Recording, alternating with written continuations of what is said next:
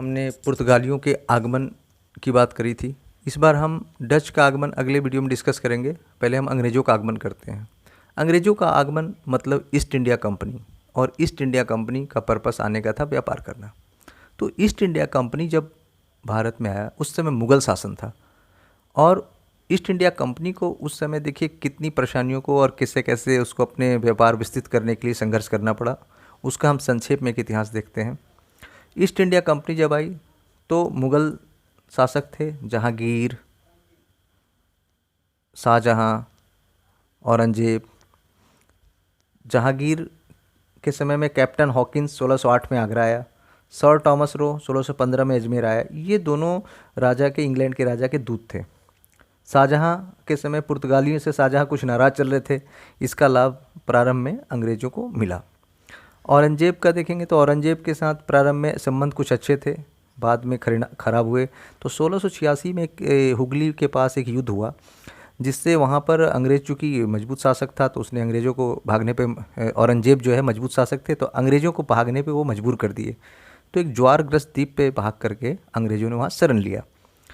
इसके बाद औरंगजेब के बाद यहाँ पे आपको नाम नहीं लिखा हुआ है, मैं आगे आपको बताऊंगा उनको डिटेल से, फिर भी बता दूं कि औरंगजेब के बाद फर्रुखशियर के समय अंग्रेज़ों का काफ़ी तेज़ी से लाभान्वित हुए वो लोग। और फर्रुखशियर थोड़ा सा निष्क्रिय टाइप में थे, और उन्होंने इसी बीच में क्या हुआ कि फर्रुखशियर का इलाज किया था, जिसके कारण खुश होकर फर्रुखशियर ने उन्हें काफ़ी सारे क्षेत्रों में व्यापार करने की अनुमति दी जिसमें कोई कर नहीं ले रहे थे वो। अब हम देखते हैं कि अंग्रेज के साथ जो पुर्तगाली, डच, फ्रांसीसी, डेन, ये सब यूरोपियन हैं। यूरोपीय जो भी ये लोग थे व्यापारी, और जो इनका कैसे कैसे अंग्रेज़ों ने अपने आप में समाहित किया। तो 1761 ईस्वी में पुर्तगाल की राजकुमारी से चार्ल्स द्वितीय की ब्रिटेन के शादी हुई। उसने मुंबई को दहेज के रूप में और एक दो कुछ जगहों को दहेज के रूप में दे दिया। डच ने 1759 वेदरा का युद्ध हुआ, उसमें पराजित हुए डच उनसे, अंग्रेज़ों से। फ्रांसीसी पराजित हुए वांडीवास 1760 के युद्ध में। और डेन 1845 में इन्होंने अपने सारी व्यापारी कंपनियां अंग्रेज़ों को बेच दिया। दक्षिण के क्षेत्र में अगर हम देखते हैं गोलकुंडा को, तो गोलकुंडा में इन्होंने कर दे करके और व्यापार का अधिकार राजा से वहाँ पर लिया।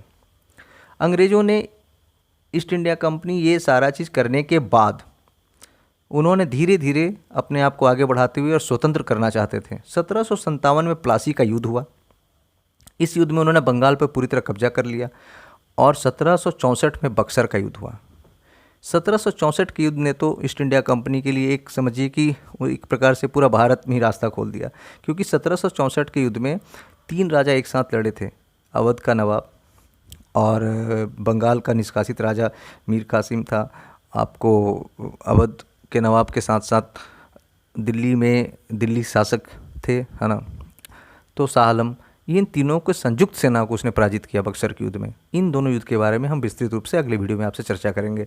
फिलहाल हम आपको टॉपिक वाइज और ईयर वाइज अंग्रेज़ों का पूरा सीक्वेंस आपको हम बता देते हैं अपने नेक्स्ट।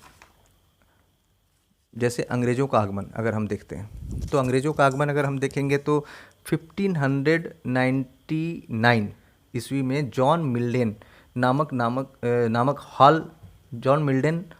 जॉन मिल्डन हॉल नामक ब्रिटिश यात्री थल मार्ग से भारत आया। ठीक है। 1599 में इंग्लैंड के मर्चेंट एडवेंचर नामक दल ने अंग्रेजी ईस्ट इंडिया कंपनी अथवा the governor and company of merchants of trading into the east Indies की स्थापना की। इसको हम लोग सिंपल कहें तो ईस्ट इंडिया कंपनी की स्थापना हुई 1599 में। और 1600 में अगर आप देखेंगे कि ब्रिटेन की महारानी एलिजाबेथ ने ईस्ट इंडिया कंपनी को 15 वर्ष के लिए अधिकार पत्र दे दिया कि आप जाकर के व्यापार कर सकते हैं। 1608 इंग्लैंड के राजा जेम्स प्रथम का दूत हॉकिंस सूरत आया, फिर उसने जहांगीर से आगरा में भेंट किया।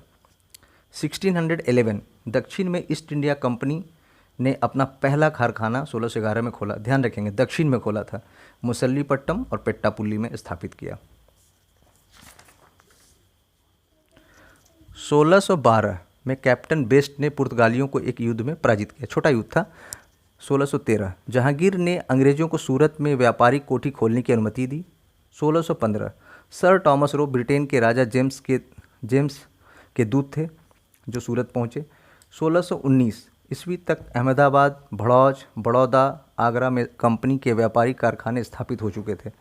1632 कंपनी ने गोलकुंडा के सुल्तान से एक सुनहरा फरमान लिया, जो मैंने आपको पीछे ही बताया है, और अपना व्यापार शुरू कर दिया। 1633 में पूर्वी तट पर बालासोर, हरिपुरा में कारखाने खोला गया।